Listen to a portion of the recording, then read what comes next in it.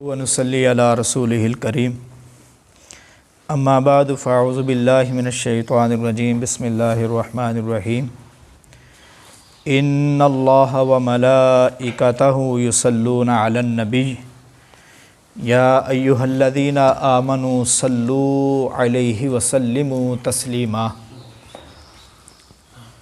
صدق اللہ العظیم اللہم صلی علی سیدنا و مولانا محمد وبارک وسلم ثم صلی علیک۔ آج کا ہمارا موضوع درود کے فضائل۔ سب سے پہلے سمجھ لیں درود کا معنی کیا ہے۔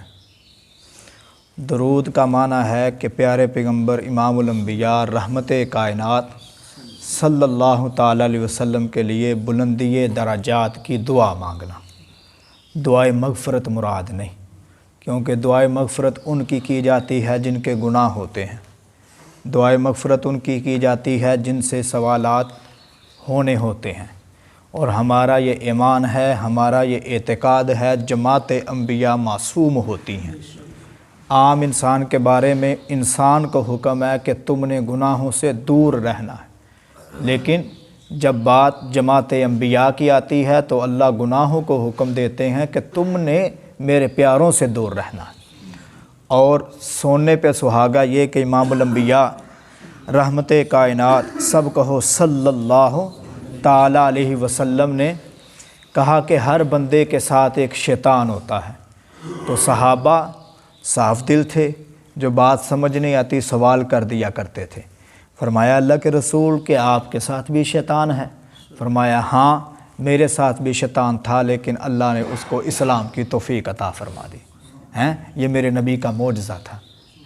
میرے نبی رحمت تھے نا، ہر ایک کے لیے میرے نبی رحمت بن کر آئے تھے۔ یہ معنی ہے وما ارسلناک الا رحمتا للعالمین۔ بہرحال درود کا معنی کیا ہے کہ اپنے نبی کے لیے بلندی درجات کی دعا کرنا کہ اللہ ہمارے نبی کے درجات بلند سے بلند کرتا جا۔ پیارے پیغمبر امام الانبیاء صلی اللہ تعالیٰ علیہ وسلم کے بارے میں خود اللہ تعالیٰ نے یہ حکم دیا کہ ان اللہ وملائکتہ یصلون علی النبی، کہ میں اللہ خود اور میری جماعت جو فرشتوں کی ہے وہ بھی میرے پیغمبر پر درود بھیجتے ہیں۔ تو اس لیے یا ایھا الذین آمنوا، اے ایمان والو، صلو علیہ، تم بھی میرے پیغمبر پر درود پڑھا کرو۔ نبی علیہ الصلوۃ والسلام نے فرمایا کہ جو بندہ مجھ پر درود پہ بھیجتا ہے، درود پڑھتا ہے، اللہ تعالیٰ اس کو انعام عطا فرماتے ہیں۔ اب وہ دنیا کے اعتبار سے بھی انعام ہے اور آخرت کے اعتبار سے بھی انعام ہے۔ دنیا کے اعتبار سے انعام کیا ہے؟ جو بندہ ایک مرتبہ رسول اللہ صلی اللہ تعالیٰ علیہ وسلم کے لیے دعائے رحمت کرتا ہے، درود پڑھتا ہے، تو اللہ تعالیٰ اس کے لیے آخرت میں 10 درجے بلند فرما دیتا ہے۔ یہ آخرت کا انعام کیا ہے کہ 10 درجے اللہ بلند فرما دیتا ہے۔ اور دنیا کے اندر انعام کیا ہے کہ اللہ تعالیٰ اس کے اوپر 10 رحمتوں کا نزول فرما دیتا ہے۔ اب یہ کتنی بڑی خوش قسمتی ہے کہ دنیا کا انعام کیا ہے کہ اللہ تعالیٰ 10 مرتبہ رحمتیں نازل فرماتا ہے۔ کہ پڑھا کتنی مرتبہ؟ ایک مرتبہ۔ اور محدثین نے اس کی تفسیر کی ہے کہ جب بندہ درود پڑھتا ہے تو بدلے میں 10 رحمتوں کا نزول ہوتا ہے، تو یہ وہ 10 رحمتیں ہیں جس کی بندے کو فی الفور ضرورت ہوتی ہے۔ مثال کے طور پہ بندہ وقتی طور پر قرض میں پھنسا ہوا ہے، نبی علیہ الصلوۃ والسلام پر درود بھیجتا ہے، اس کے بعد اللہ سے دعا کرتا ہے، اللہ تعالیٰ اس کا یہ معاملہ حل فرما دیتا ہے۔ ایک بندے کی چیز گم ہو گئی ہے، وہ انا للہ و انا الیہ راجعون پڑھنے کے ساتھ درود کی کثرت کرتا ہے، تو اللہ تعالیٰ درود کی کثرت کی وجہ سے اس پر جو رحمتوں کا نزول فرماتا ہے وہ اس صورت میں کرتا ہے کہ اس کی وہ گم شدہ چیز مل جاتی ہے۔ کئی دفعہ یہ میرے ساتھ بھی ایسا ہوا کہ جب زبان پہ درود جاری ہوتا ہے اللہ تعالیٰ معاملہ آسان فرما دیتا ہے، کیونکہ اس وقت اللہ کی رحمتوں کے اندر بندہ آ جاتا ہے، اللہ کی رحمتوں کے گھیرے کے اندر بندہ آ جاتا ہے۔ تو اس لیے جب بھی کوئی پریشانی کا معاملہ ہونا، اس وقت درود کی کثرت کیا کریں۔ اس وقت درود شریف اپنی زبان پہ ایسے جاری رکھیں کہ آپ کی زبان صرف نکل ہی درود رہا ہو، پھر دیکھنا اللہ کی رحمتیں آپ کو کس طرح اپنے اندر نظر آنے لگیں گی، کس طرح اللہ کی مدد کو آپ محسوس کرنے لگیں گے۔ ایک موقع پر نبی علیہ الصلوۃ والسلام نے فرمایا کہ جو بندہ مجھ محمد پر درود پڑھے گا، میرے لیے بلندی درجات کی دعا کرے گا تو اللہ تعالیٰ اسے کیا انعام دیں گے؟ اللہ تعالیٰ اس پر 10 رحمتوں کا نزول فرمائیں گے۔ کتنی رحمتوں کا؟ 10 رحمتوں کا۔ فرمایا دوسرا انعام یہ ہے اللہ تعالیٰ اس کے نامہ اعمال میں 10 نیکیاں لکھ دیں گے۔ فرمایا تیسرا انعام یہ ہے اللہ تعالیٰ اس کے نامہ اعمال میں سے 10 گناہوں کو مٹا دیں گے۔ یعنی ہم نے دعائیں مغفرت بھی نہیں کی، اپنے لیے ہم نے گناہوں کی معافی بھی نہیں مانگی، لیکن درود کی برکت کی وجہ سے اللہ نے ہمارے وہ گناہ کیا کر دیے؟ معاف کر دیے۔ لیکن یاد رکھنا اس سے مراد گناہ کبیرہ نہیں ہے۔ گناہ کبیرہ کے لیے شرط ہے ان کا نام لے کر معافی مانگنا۔ کسی کا دل دکھایا تو پہلے اس سے معافی مانگنی ہے، پھر اپنے اللہ سے مانگنی ہے۔ نماز رہ گئی ہے، پہلے اپنے اللہ سے معافی مانگنی، اس کی قضا کرنی ہے۔ یعنی کبیرہ جو گناہ ہیں ان کی معافی نام لے کر مانگنا، معین کر کے مانگنا، یہ شرط ہے۔ اور درود کی برکت سے اور دیگر اعمال صالحہ کی برکت سے جو گناہ معاف ہوتے ہیں وہ انسان کے کون سے گناہ ہیں؟ صغیرہ گناہ معاف ہے۔ پیارے پیغمبر امام الانبیاء صلی اللہ تعالیٰ علیہ وسلم نے فرمایا کہ جو مجھ محمد پر درود پڑھتا ہے نا، کل قیامت کے دن وہ سب سے زیادہ میرے قریب ہوگا۔ اب قیامت کے دن ہر ایک کی یہ کوشش ہوگی کہ کسی نہ کسی طرح مجھے کامیابی مل جائے، کسی نہ کسی طرح میرے لیے آسانیاں ہو جائے۔ تو آج ہمارے لیے وہ طریقہ موجود ہے آسانیاں پیدا کرنے کا۔ آج ہمارے پاس وہ فارمولہ موجود ہے۔ وہ طریقہ کیا ہے کہ ہم اپنے پیارے پیغمبر صلی اللہ تعالیٰ علیہ وسلم کے اوپر درود پڑھیں ہیں۔ پھر قربت کی صورت میں ہوگی، پل صراط سے گزرنا آسان ہو جائے گا، حوض کوثر نصیب ہو جائے گا، دائیں ہاتھ میں نامہ اعمال مل جائے گا، اللہ کے عرش کے سائے میں جگہ عنایت ہو جائے گی، جنت کا داخلہ مل جائے گا، نبی علیہ السلام کی زیارت ہو جائے گی، اور سب سے بڑھ کر اللہ کا دیدار نصیب ہو جائے گا۔ یہ ہے کامیابیاں۔ تو یہ کب ممکن ہے؟ جب ہم اپنے ایمان کے ساتھ اعمال بھی کریں گے، اور اعمال میں سے ایک عمل آقا علیہ الصلوۃ والسلام پر درود پڑھنا ہے۔ اب دوسری طرف آ جائیں، حقیقت کا دوسرا رخ، جو درود نہیں پڑھتا۔ نبی علیہ الصلوۃ والسلام نے فرمایا کہ سب سے بخیل وہ بندہ ہے، کیا فرمایا؟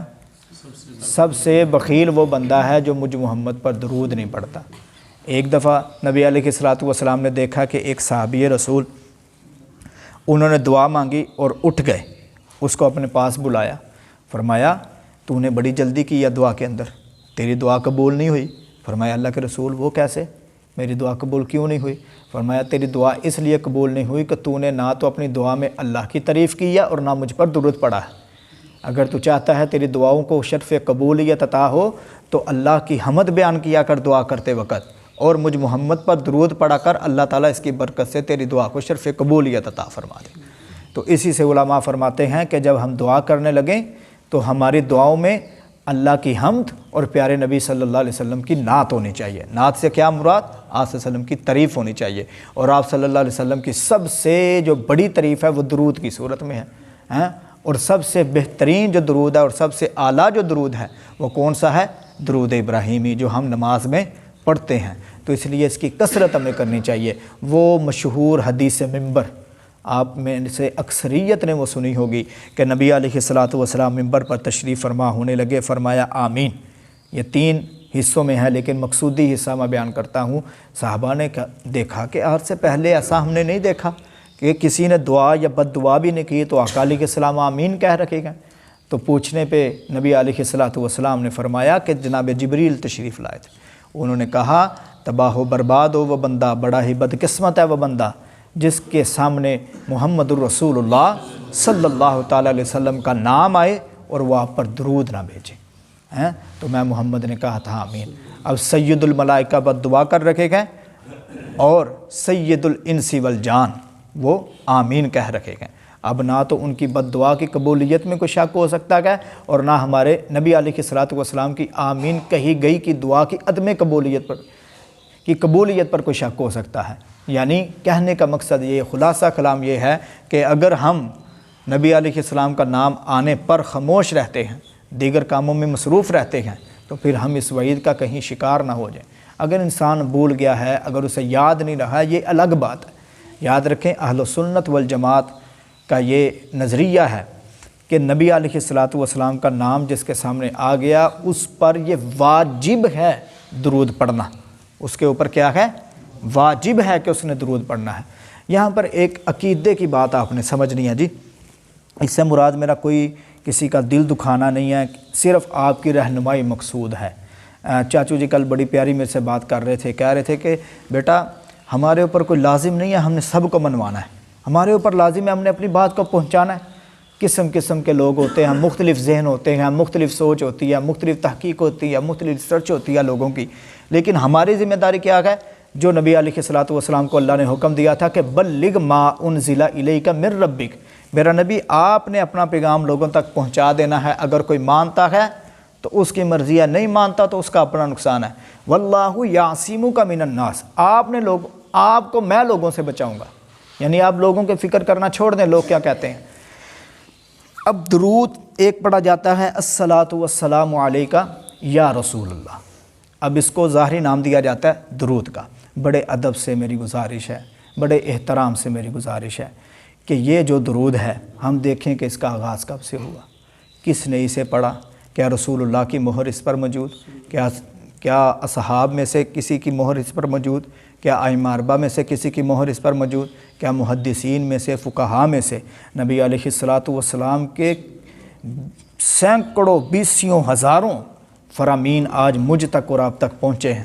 تشبیہ ہے کہ نبی علیہ الصلوۃ والسلام نے کس طرف لعاب پھینکا، میرے نبی علیہ السلام نے کس طرح استنجا کیا، میرے نبی علیہ الصلوۃ والسلام کا ایک ایک سیکنڈ تشبیہ ہے کہ امت تک پہنچا ہے، اور صحابہ نے امانتاً دیانتاً ہم تک پہنچایا ہے۔ ہمارا یہ عقیدہ ہے کہ نہیں ہے؟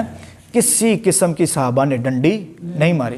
اگر یہ درود ہوتا الصلاۃ والسلام علیک یا رسول اللہ والا تو خدا کی قسم حضرت ابو بکر و عمر عثمان و علی کی گفتگو میں یہ ہمیں نظر آتا ہے، ہمیں فقہاء کی زبانوں پہ یہ نظر آتا، ان کی تحریروں میں یہ نظر آتا، لیکن قرآن بھی اس سے خالی نظر آتا ہے، کتب حدیث بھی اس سے خالی نظر آتی ہیں، اور فقہ کی کتابیں بھی اس سے خالی نظر آتی ہیں، چاہے وہ فقہ مالکی ہے، چاہے وہ حنبلی ہے، چاہے وہ شافعی ہے، الغرض چاہے وہ فقہ جعفری ہی کیوں نہیں جو اہل تشیع اختیار کیے بیٹھے ہیں، یعنی آج سے تقریباً 3-4 صدیاں پیچھے چلے جائے تو اس کا وجود ہی نہیں ملتا۔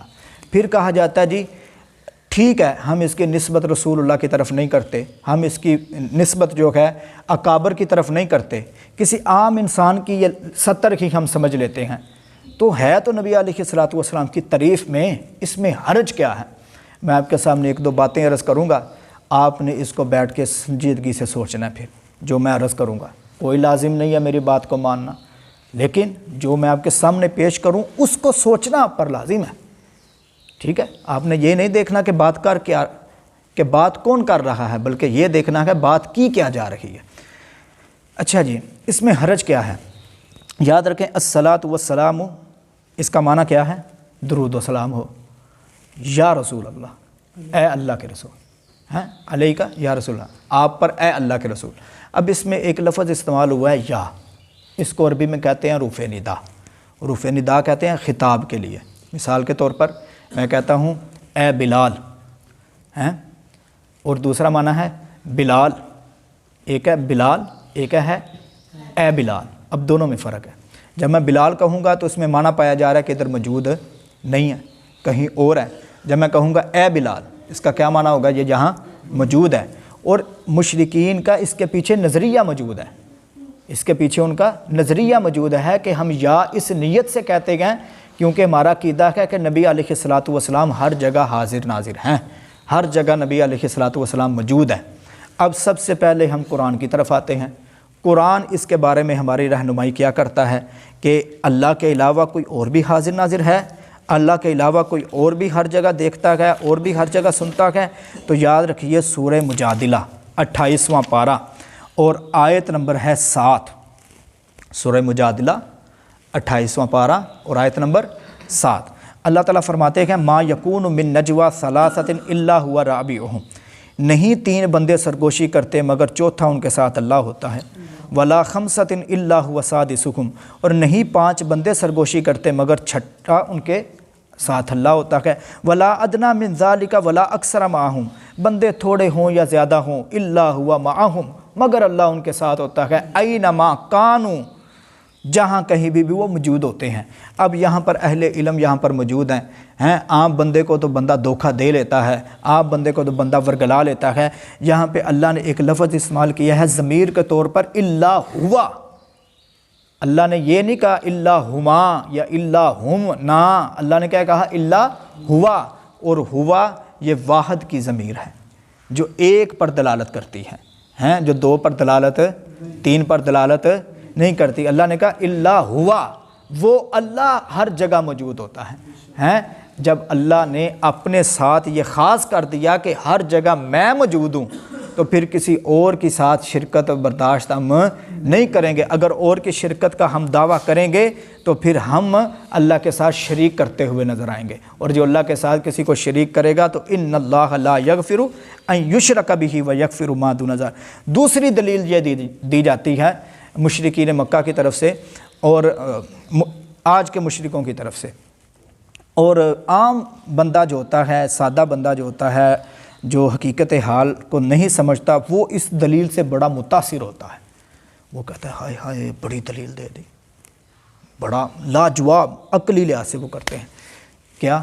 دیکھو جی، شیطان ہر جگہ حاضر ناظر ہے، جس کے گلے میں لعنت کا طوق ہے، جس کو اللہ نے انسانیت کا دشمن قرار دے دیا ہے، جس کی وجہ سے جنت سے محروم ہمارے باپ کو کیا گیا تھا۔ یہ کہا جاتا ہے کہ جب شیطان ہر جگہ موجود ہے تو انسانوں کے سردار، جن کی شان اللہ کے بعد اور سارے جہانوں سے زیادہ ہے، وہ کیسے ہر جگہ موجود نہیں ہوں گے؟ اب یہ بات لگتی ہے دل کو کہ نہیں، دماغ کو لگتی ہے کہ نہیں؟ بندہ لاجواب ہو کر رہ جاتا ہے۔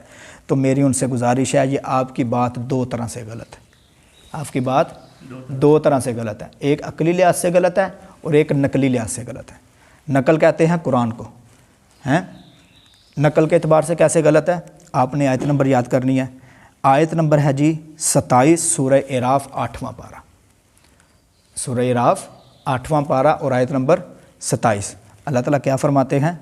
اللہ تعالیٰ فرماتے ہیں یا بنی آدم لا یفتننکم الشیطان، اے آدم کی اولاد تمہیں کہیں گمراہ نہ کر دے شیطان، کما اخرج ابویکم من الجنہ، جیسا کہ اس نے تمہارے والدین کو جنت سے نکال دیا تھا۔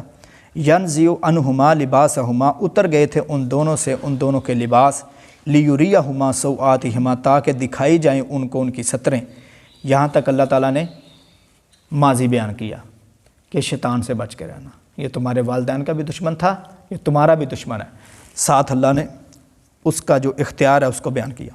انہ یراکم ہوا وقبیلہ، وہ شیطان تمہیں بھی دیکھتا ہے، وقبیلہ، اور اس کا قبیلہ بھی تمہیں دیکھتا ہے، یعنی اس کی جماعت بھی تمہیں دیکھتی ہے، من حیث، وہاں سے، لا ترونہم، لیکن تم اسے نہیں دیکھ سکتے۔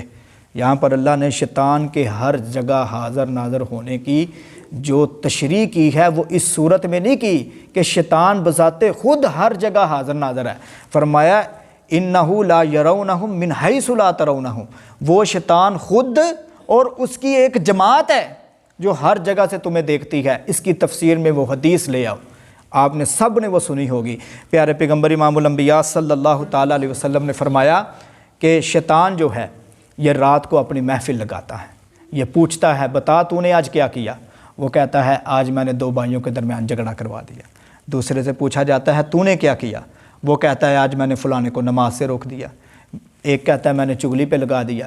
آخر پہ ایک بیٹھا ہوتا ہے چپ کر کے، اس سے پوچھا جاتا ہے تو بتا تو نے کیا کیا؟ وہ کہتا ہے آج میں نے میاں بیوی کے درمیان لڑائی کروا دی۔ تو نبی علیہ الصلوۃ والسلام فرماتے ہیں وہ شیطان بڑا خوش ہوتا ہے، شیطان کہتا ہے سب سے اچھا کام تو نے کیا، پھر وہ اس کو انعام دیتا ہے۔ اب کیا مطلب ہے؟ شیطان خود بذات خود ہر جگہ موجود نہیں ہے، بلکہ اس کی ایک ٹیم ہے، اس کی ایک جماعت ہے جو لوگوں کو ورگلاتی ہے اور لوگوں کے ذہنوں میں وسوسے ڈالتی ہے۔ تو پہلی بات تو آپ کی قرآن کے خلاف ہو گئی۔ قرآن کہتا ہے وہ شیطان خود ہر جگہ حاضر ناظر نہیں ہوتا، بلکہ اس کی ایک پوری جماعت ہے، اور یہ دلیل قرآن سے بھی آ گئی اور حدیث سے بھی آ گئی کہ شیطان خود ہر جگہ موجود نہیں بلکہ اس کی ایک ٹیم موجود ہے۔ اور دوسری دلیل، آپ کی بات یہ عقل کے خلاف ہے۔ قیاس، آپ میں سے کوئی ماشاء اللہ اہل علم علماء بیٹھے ہیں، قیاس کے اندر نا جب مثال دینی ہوتی ہے تو دیکھا جاتا ہے جس چیز کی مثال دی جا رہی ہے نا، جس چیز یعنی اس چیز کی مثال دینے لگے ہیں، اس چیز کو اٹھا کر اب اس چیز کا اس چیز کے ساتھ برابر یا اس سے اعلیٰ ہونا ضروری ہے۔ مثال کے طور پر یہاں تاجر حضرات بھی بیٹھے ہیں، جی میں گدا لینے لگا ہوں، بیڈ کا گدا، اب اس کا مقابلہ کرنے لگے ہیں، تو وہ جس کا مقابلہ کرنے لگے ہیں، جس کی مثال دی جانے لگی ہے، وہ اس گدے کے لیول کے برابر ہو کوالٹی میں یا اس سے اعلیٰ ہو، پھر اس کا مقابلہ سمجھ میں آتا ہے، پھر اس کی مثال سمجھ میں آتی ہے۔ یعنی جس کو اٹھا کے مثال دی جانے لگی ہے نا، وہ شان میں کم نہ ہو، کوالٹی میں کم نہ ہو، وگرنہ مقابلے کے اندر وہ قابل قبول ہی نہیں ہوگا۔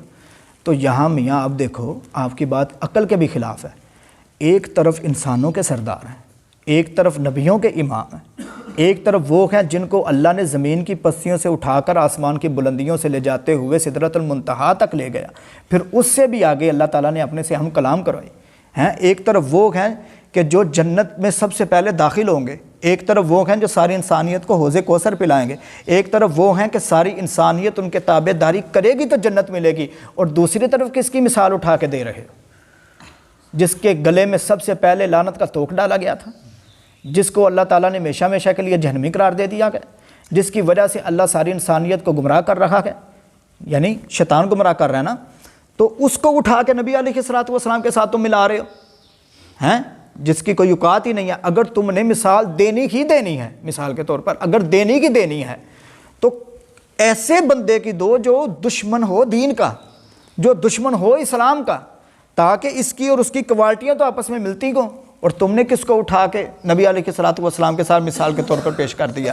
تو اس لیے آپ کا یہ کہنا کہ نبی علیہ الصلوۃ والسلام ہر جگہ حاضر ناظر ہے، دلیل اس کے پیچھے کیا ہے؟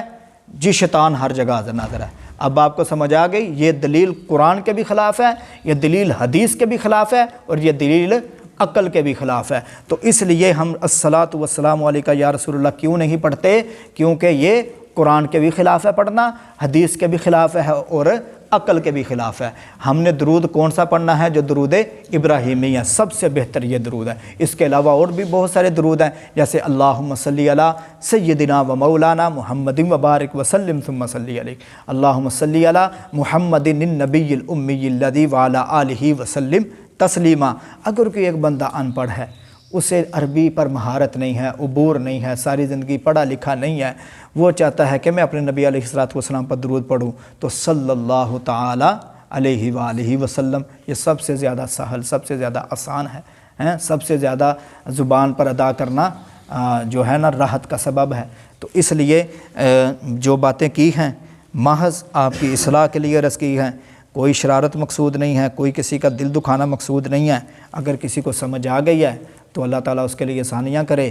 اگر کوئی میری بات پہ کوئی سوال کرنا چاہتا ہے تو بعد میں انشاءاللہ اس کا جواب دینے کے لیے بھی حاضر ہوں۔ اللہم صلی علی وسلم۔